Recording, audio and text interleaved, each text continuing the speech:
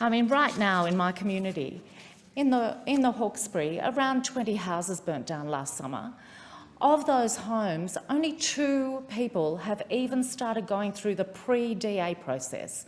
That's something like 9 months now of being homeless, of having every possession they owned lost. And through that trauma, they're trying to rebuild and find a way to rebuild. But the big problem that so many people have is that they weren't insured enough. Now, the insurers are involved in this in a number of ways. They have been saying for years that we need to get this right, that we need to accept that the climate is actually making their business harder and is pushing premiums up and reducing their profits. For more than a decade, I've worked with the insurance industry going back 20 years and way back in the early 2000s. This was a message they were giving to governments and to the wider community. Sadly, they weren't giving the message effectively to their customers, and they weren't telling people that your insurance will not cover your rebuild. They weren't telling people that the standards are changing, and the standards keep changing. And therefore, the cost of a rebuild keeps changing. And any member who has bushfire-affected residents will have this same experience.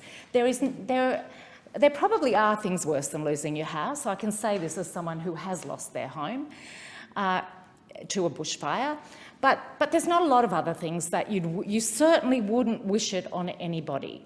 But even worse than losing your home is being told that you can't rebuild it in the same spot simply because you weren't insured for enough, even though you thought that you had paid your insurance for decades and there was no question about it. I remember very vividly the first thought in my mind when I heard my house had burnt down, I said to my husband, "Oh God, I hope I paid the insurance."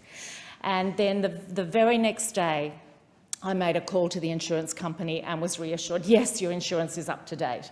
So I felt really relieved. But 2 days later, when the assessors came to my property and said to me what they had been saying to just about everyone in my street, "Oh no, you haven't got enough to rebuild," we were shocked. It was the first time anyone had mentioned it to us.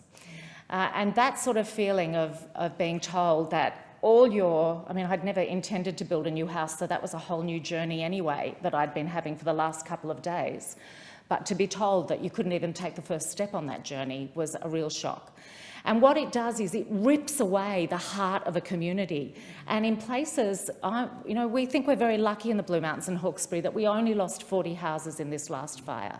But for communities where the loss has been much greater, there will be a huge number of those people who simply can't rebuild, they can't buy somewhere else, they will leave that community. And communities have the heart ripped out of them at the very time they're trying to recover. So that's why I feel very strongly that there is an obligation of this parliament, not just to say, right, the piece of legislation we had in front of us, it's not perfect and it's not great and we're not going to proceed with it. And I accept the committee's findings that it needs more work and the issue needs more work. But I'd really urge this parliament to look at these hard, maybe boring accounting side of emissions counting, of being able to look at what is the truth of what's happening. Because that's what we need. We need evidence, we need fact, we need science, we need to marry those together with goodwill and common sense, knowing that it's up to us to change the rules so that communities like mine and like other members in this chamber are not ripped apart by natural disasters that we could have done something to mitigate.